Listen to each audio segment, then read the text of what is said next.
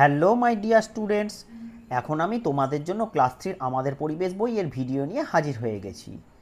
যারা আমার চ্যানেলে প্রথমবার এসেছো তাদের যদি আমার ভিডিও ভালো লেগে থাকে তাহলে চ্যানেলটাকে অবশ্যই সাবস্ক্রাইব করে দিও। আমার আজকের ভিডিও শুরু হবে 116 নম্বর পৃষ্ঠা থেকে। তাহলে চলো আজকের ভিডিওটা শুরু করে ফেলি। বিষয়ের নাম দেখো দিনভর ছায়ার খেলা। তাহলে আমরা আজকে শিখব ছায়ার বিষয়টা। চলো আমরা একটু প্রথমে পড়ে দেখি। কখন কোথায় নিজের ছায়া পড়ছে তা মন দিয়ে দেখল পৃথা। ছায়াটি ওর চেয়ে লম্বা না খাটো তাও দেখে লিখল। আর ছায়ার উল্টো দিকে সূর্য, এটা বুঝে সূর্য কোথায় তাও লিখল, ছবিও আঁকলো। দেখো এখানে যে ছবিটা রয়েছে, দেখো ছবিতে দেখো আমরা পৃথাকে দেখতে পাচ্ছি, সে দাঁড়িয়ে রয়েছে, সূর্য পিছন দিকে। সকাল 7টা, ছায়া পশ্চিম দিকে, ছায়া লম্বা, সূর্য পূর্ব দিকে। তাহলে সূর্য যখন সকালবেলা পূর্ব দিকে উঠছে তখন ছায়া কিন্তু পড়ছে ঠিক তার উল্টো দিকে, অর্থাৎ পশ্চিম দিকে। আর ছায়াটা দেখো অনেকটা কিন্তু লম্বা। দেখো সূর্য এই পৃথা দাঁড়িয়ে আছে, তাহলে পৃথার ছায়া এই যে পড়েছে, ছায়াটা কিন্তু অনেকটাই লম্বা। স্কুলে সবাইকে সেটা দেখালো। দিদিমণি বললেন, এই ছবির বদলে একটা সহজ ছবি এঁকে ছায়াটা বোঝানো যায়। এই বলে দিদি একটা ছবি এঁকে দেখালেন। বললেন, এটার পৃথার ছায়ার রেখাচিত্র। এই যে এইটা দিদিমণি আঁকলেন, এটা হচ্ছে রেখাচিত্র। রেখাচিত্রের সাহায্যে কিন্তু বুঝিয়ে দিল যে ছায়াটা কেমন পড়েছে, বড় না ছোট, কোন দিক থেকে সূর্য উঠলে কোন দিকে ছায়া পড়ছে, সেটা কিন্তু দিদিমণি রেখাচিত্র দিয়ে কিন্তু বুঝিয়ে দিলেন। একটা রেখা পৃথা, একটা রেখা সূর্য থেকে পৃথার মাথা ছুঁয়ে গেছে, আর একটা রেখা পৃথার ছায়া। তাহলে কোনটা কি? একটা রেখা পৃথা, এইটা হচ্ছে পৃথা, এই যে দাঁড়িয়ে আছে এইটা হচ্ছে পৃথা। আর একটা রেখা সূর্য থেকে পৃথার মাথা ছুঁয়ে গেছে, এই যে সূর্য থেকে পৃথার মাথা ছুঁয়ে এই যে এখানে এসে পড়েছে। আর একটা রেখা হচ্ছে পৃথার ছায়া, এই যে এইটা হচ্ছে পৃথার ছায়া। সবাই খুব ভালো করে দেখলো। হামিদ বলল, আমিও আঁকতে পারবো। দিদি পৃথাকে বললেন, 7টার পরে আর ছায়া দেখোনি? পৃথা বলল, সকাল 10টায় দেখেছি স্কুলে আসার আগে, তখন সূর্য পূর্বে কিন্তু প্রায় মাথার উপরে। এই বলে 10টার সময় নিজের ছায়া, সূর্য আর নিজের ছবিটা দেখালো পৃথা। দেখো 10টার সময় প্রায় পূর্ব দিকে পৃথা দাঁড়িয়ে রয়েছে, ছায়াটা কিন্তু পড়েছে, আমরা কি দেখতে পাচ্ছি, ছায়াটা কিন্তু অনেকটাই ছোট হয়ে গেছে। এই বলে 10টার সময় নিজের ছায়া আর সূর্য আর নিজের ছবিটা দেখালো পৃথা। ছবি দেখেই হামিদ 10টার সময় পৃথার ছায়ার রেখাচিত্রটি আঁকলো। তাহলে পৃথার ছায়ার রেখাচিত্র কীরকম? সূর্যটা আরেকটু মাথার উপর উঠে গেছে, এই যে পৃথার ছায়াটা কিন্তু ছোট হয়ে গেছে, এই মাথা ছুঁয়ে কিন্তু রেখাটা পড়েছে। তাহলে সকাল 10টায় কি দেখতে পাচ্ছি? ছায়া পশ্চিম দিকে, ছায়া খাটো, সূর্য পূর্ব দিকে প্রায় মাথার উপরে। দিদি বললেন, এই তো শিখে গেছো, ছুটির দিনে সবাই দেখবে, সারাদিনে 6বার দেখবে আর রেখাচিত্র আঁকবে। তাহলে বোঝা গেল সূর্য যত কিন্তু বেলা বাড়তে থাকবে তত কিন্তু মাথার উপর যত উঠে আসতে থাকবে ততই কিন্তু ছায়ার আকার কিন্তু বা দৈর্ঘ্য কিন্তু ক্রমশ ছোট হতে থাকবে। এবারে চলো পরবর্তী পৃষ্ঠায় আমরা চলে যাই।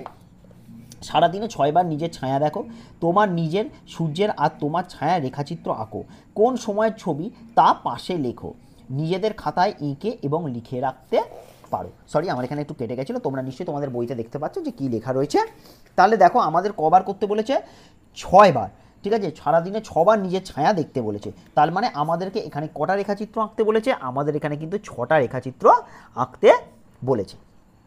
তাহলে চলো আমরা 6টা রেখাচিত্র আঁকি, আর সেই সাথে কি বলছে, সময়ের ছবি তাও পাশে লিখি, খাতায় এঁকে বা লিখে রাখতে পারো। ঠিক আছে, তাহলে চলো আমরা একটা করে ফেলি।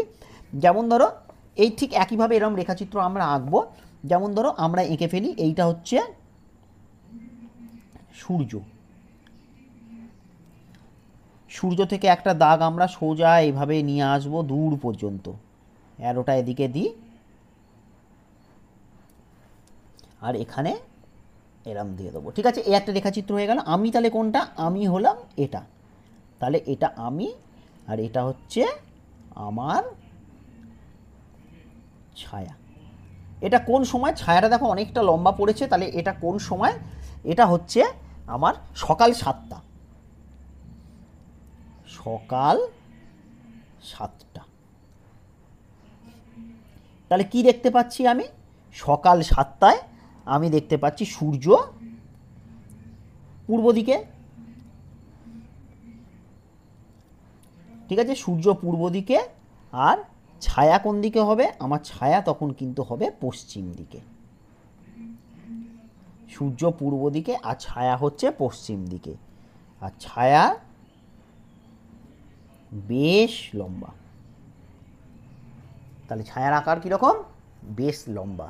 ঠিক আছে, তারপরে ধরো আমরা ঠিক এরকম উল্টোটাও আঁকতে পারি।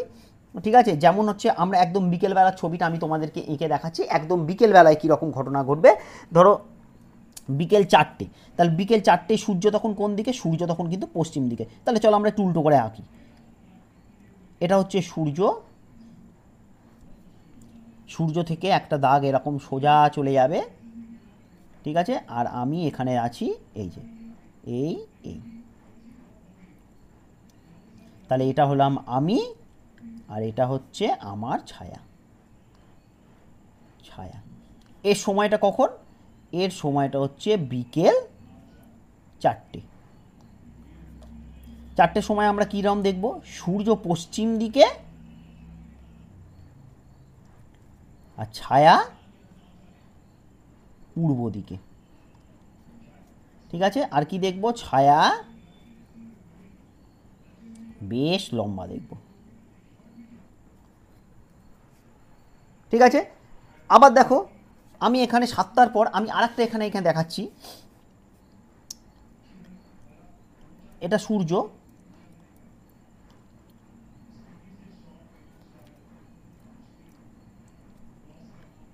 দেখো এটা হলাম আমি, আর এটা হলো আমার ছায়া। আমার ছায়া এটা কখন? এটা হচ্ছে ধরো সকাল 10টা।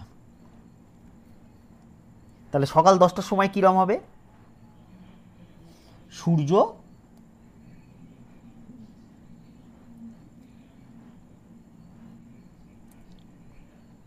পূর্ব দিক ঘেঁষে মাথার উপর, সূর্য পূর্ব দিক ঘেঁষে মাথার উপর। তাহলে ছায়া কোন দিকে পড়বে? তাহলে ছায়া পশ্চিম দিকে। তাহলে ছায়া কোন দিকে হচ্ছে? ছায়া হচ্ছে পশ্চিম দিকে। ছায়ার দৈর্ঘ্য ছোট। ছায়ার দৈর্ঘ্য ছোট। ঠিক আছে, তাহলে তোমরা বুঝতে পেরেছো এভাবে কিন্তু আরও 3টে সময় 3টে ছবি কিন্তু আঁকতে হবে। দুপুরবেলা ছায়া কিন্তু আরও ছোট হবে, একেবারে মাথার উপরে ছায়া কিন্তু তখন, যেহেতু সূর্য মাথার উপর চলে আসবে, ছায়া কিন্তু একেবারে ছোট হবে। তাহলে আশা করি তোমরা বুঝতে পেরেছো সূর্য কোন দিকে থাকলে কোন দিকে ছায়া পড়বে, বা ছায়ার দৈর্ঘ্যটা বাড়বে না কমবে, সেটা আশা করি এই ভিডিওর মধ্যে দিয়ে তোমাদেরকে আমি ভালো করে হাতে ধরে বুঝিয়ে দিতে পারলাম। তাহলে এই ছিল আমার আজকের ভিডিও। ভিডিওটা ভালো লেগে থাকলে অবশ্যই লাইক করে দিও, কমেন্ট করে দিও, আর যদি আমার চ্যানেলে প্রথমবার এসে থাকো তাহলে আবারও বলছি চ্যানেলটাকে অবশ্যই সাবস্ক্রাইব করে দিও।